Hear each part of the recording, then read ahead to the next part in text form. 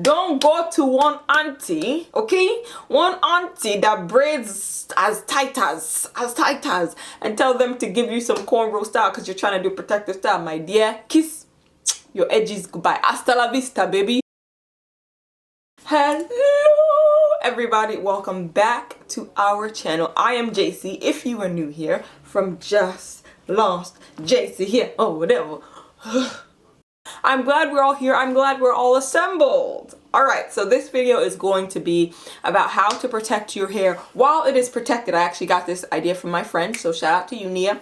But yeah, I thought it was a good video idea because I think a lot of people have been doing protective styles and they're not seeing the growth that they anticipated seeing, that they see other people seeing with protective styles. And so I'm like, protective style, keyword being protective. And some people might be doing protective styles, but they're actually not doing the protecting of the hair. So that's what this video is about. So for those of you guys that are new here or might have just clicked this video, first of all, subscribe, okay? We have fun over here. But yeah, I just came off doing a 6-month protective style journey and I'm currently on a 3-month protective style journey. The 6 months was very successful. I saw a lot of growth and you could see here, I have a whole video on that, but you can see some of the results here and I was very, very excited about that. And of course, I'm continuing on this journey for another 3 months because I really have seen how it works for me. Okay, so of course I'm gonna start off, I always have to start off with the things that I'm sure people already know, but I just have to say it because I have to say it, okay? The first thing I'm going to say is the style. It is protective styling, so of course choosing the style that you're going to use is a huge part of that. Now, everyone wants to do the mini twist, yeah? Everyone wants the micro braiding, okay? Everyone wants those very tiny cornrows when you know your edges can't handle it, when you know you got a weak hairline, when you know your hair tangles. Listen, okay?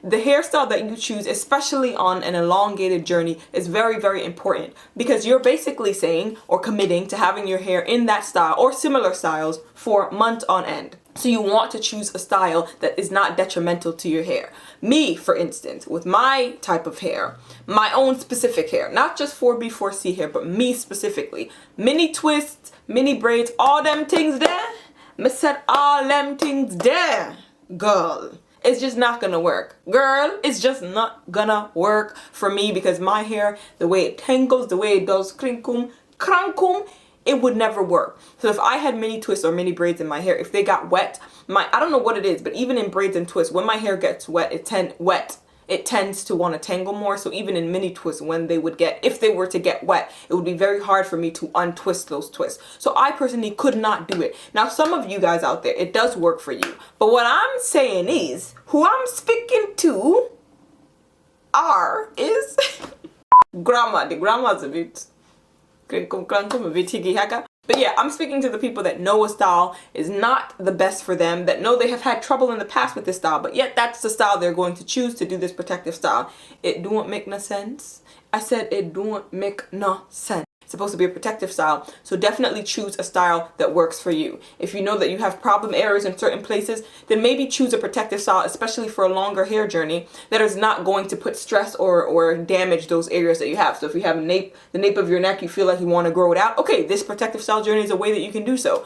If that means that you do corn braids up until here and you do some twists back here, so that you're not putting that much tension, then that's what you do. You kind of have to just work things around what it is that you're trying to accomplish with the hair goal journey. Don't go to one auntie, okay? One auntie that braids as tight as, and tell them to give you some cornrow style because you're trying to do protective style, my dear. Kiss your edges goodbye. Hasta la vista, baby. I said hasta la vista, arrivederci, ciao, bella ciao. They're gone. They're gone. So just be smart about the style that you're doing. That's an obvious one, but I had to say it because guess what? Some styles look good, but not every day a look good style that's just shambolizing your distance, okay? Okay. My point is some basic DIY twists, some basic braids for 3 months, 6 months. He's not gonna kill you, okay? He's not gonna what? Kill you. Then I have to go into another obvious one, the pre-style prep. So just because you're doing a protective style doesn't mean you've forgotten about your hair. So you know your protective style is going to be going in for a longer period of time maybe than other styles you do. So that means that you want to make sure before you put it in that style that you've prepped it. So I personally like to deep condition every single time before I do some kind of protective style, which are my twists. I love to deep condition, get that moisture right in there. I love to stack and layer the products when I twist so I don't have to worry about my hair drying out so quickly. I have at least a week of my hair probably being very moisturized when I stack up with water, my leave-in conditioner, some kind of cream, and then some kind of butter or oil as a sealant, and then twist it up. So just make sure you're very diligent about what it is that you're putting in your hair before you do a longer term protective style, because you want your hair to be chef's kiss, okay? I strongly believe in having a very simple journey. I don't think any DIY twists, DIY braids for 6 months, 3 months, whatever is gonna kill you. But I do understand that people like to switch it up, myself included. So on my protective style journey, I wore wigs as well as crochet braids. I wore hats. I like hats a lot.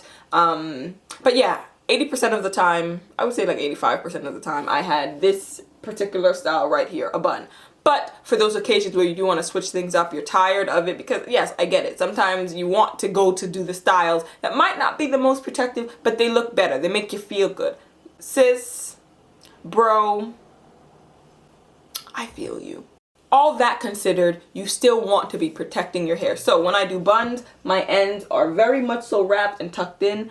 My thing, the ends are the oldest part of the hair. You want to protect the ends. For me, retaining length is all about the ends. For me, retaining length and reducing tangles and stuff, it's about trimming my ends, because that's what I was going through with my specific journey. So the ends to me are very important. They're also very fragile. So I personally like to tuck them when I do buns, because you can be doing buns, but if your buns are too tight, you can be doing ponytails, but if your ponytails are too tight, you can be doing buns, but if your ends are just rubbing against your collars and doing all kinds of mess, what you think might be protecting your hair might not actually be protecting your hair. It might be causing tension along your hairline. It could be causing breakage at the nape where the headband or the hair tie is too strong or too tight. There's just so many different things that can happen. So I prefer somewhat loose-ish buns, and definitely with the ends tucked. With wigs, every time I wore a wig, without fail, there was a wig cap. I'm sorry. There's gonna be a wig cap. And I really never, I never use the hooks that go with the wig. Listen, if someone wants to yank it off, my thing is, the wig is gonna come off. If you're wearing a wig, if someone wants that wig off of your head, the wig is gonna come off your head. Now, it can either come off clean, or it can come off with some of your hinges in the combs, okay? It's not worth it. It's not worth it. So for me, always had a wig cap, never had the combs in, because that was just too much tension on the side. Maybe my head is just big and my wigs are too small, who knows? But for me, I just feel very comfortable not having the combs in there. Also, sometimes they kind of hurt, but that's neither here nor there. But the point is, always have a wig cap, always have a wig cap, always have some kind of a wig cap on. Make sure also that the wig cap is not too tight, because I have had wig cap in the past that have been too tight, and I just feel it squishing my head and also like kind of pulling a tension on my head and pulling my hairline back. It's not actually pulling my hairline back, but it's just very uncomfortable. And for me, I know, okay, if it's uncomfortable for me to wear, it's probably not doing the best for my hair. Also, another key with me, all of the wigs that I had never needed me to blend my edges in any type of way, never needed me to have any leave out. That's just me trying to protect my hair while it's being protected. I said I'm going to do protective styling. I'm going to do it 100% all the way. So the wig that I love wearing the most has a bang. It has a bang. It has a bang. It has a bang.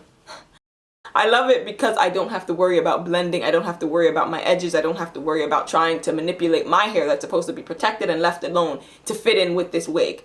It just covers everything it needs to cover. We need it to do what it needs to do.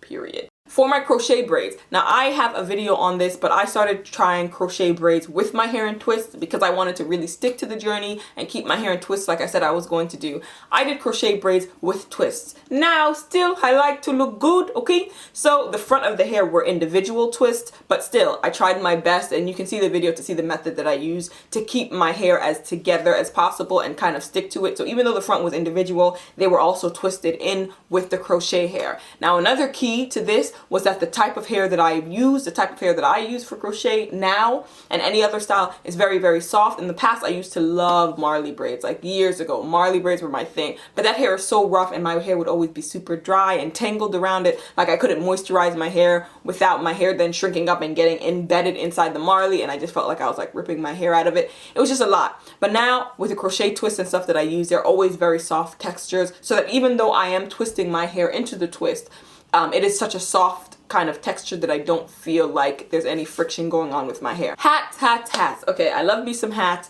Anytime I wear a hat, I don't care, I don't care, I don't care. I'm gonna have a silk or satin scarf underneath the hat. Now I know they have slap caps. I know they make like hoodies and stuff with satin silk in it. You can do that as well. The hats I already have and I already love. I have a kind of a big-ish head, big-ish. So you know, once I find a hat that I like, I usually stick with those hats. But I always put some kind of satin scarf underneath the hat. Even when I used to go to school, I put a satin scarf underneath the hat, and when I got where I needed to go, I took the hat off and the satin scarf. For me, it didn't matter if I was wearing the hat all day as a style or if I was just wearing a hat to get to point A, from point A to point B. I would put the satin scarf. If I'm protecting my hair, I'm going to protect it all the way, honey. And a lot of my hats are very like rough cotton kind of material. It's not made to protect my hair, it's just made to cover my head. And that's what it does. So yeah, that's what I would suggest doing, but that's, you know, if you want to be extra, extra, but why not, you know? And yeah, last but not least, I'm going to say, think about what you're doing at nighttime. You're protecting your hair. It's a protective style journey. Okay, great. Make sure you're sleeping with a satin scarf, or make sure you at least have a satin or silk pillowcase. Please, please, please, please. Or bonnet. You know, everyone has their own different thing. But just make sure that you're protecting your hair at night, and you're protecting your hair with something that's silky and smooth so that it's not sucking up the moisture or roughing up your hair at night. I mean, that one's a pretty obvious one, so I'm going to throw that in the end. I feel like everyone is probably already doing that. If you're not, I'm going to give you a side eye. Hello? I said hello. Go out and buy something, please. Spend your money. And stop being a nuisance, okay?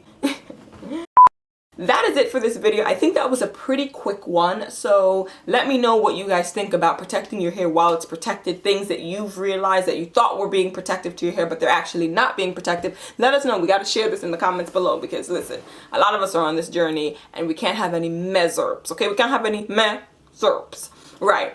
All of you guys that bought the oil, thank you so much. If you don't know, I do sell hair growth oils. It's the only hair growth oil that I use during my 6 months, and I am continuing to use it during my 3 months because guess what? It works. I'm going to have that link down below so you can see the coffee bean oil. Check it out. See all the ingredients in it. People that have already used it, please, please, please write your reviews on the site. I really want to start posting reviews at the end of my video, but I'm pretty sure I ran out of reviews at this point. So I need y'all to go there so that I can read it. Of course, you can put your Instagram in the review as well as your YouTube channel if you want, so that when I read the review, I'll read it all. So it's a shout out. Also, if I ever when I post the reviews on Instagram, I'll know who to tag. If of course you just want to leave it as anonymous, that is fine too, but please leave it at the site at omalichild.com. That's it. That's all. Make sure you follow OMALICHILD if you're interested on our Instagram. We do have an Instagram and a Facebook account, you know. And you can follow me on my personal account. Post some, you know, mediocre content, but I actually have a lot of fun on my stories. Like, if you catch me on a good day, yeah. People that follow me on Instagram know. Sometimes my stories are lit. Sometimes they're, but most times, you know what I'm saying. Anyway, I'm going to see you guys in my next video. Bye, guys. Mwah.